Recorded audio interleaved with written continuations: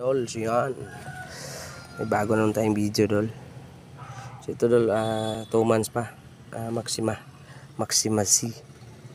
So pagdaan niya dito, Dol, pag atras niya, so yung dulo tumama dito sa tumama sa pam.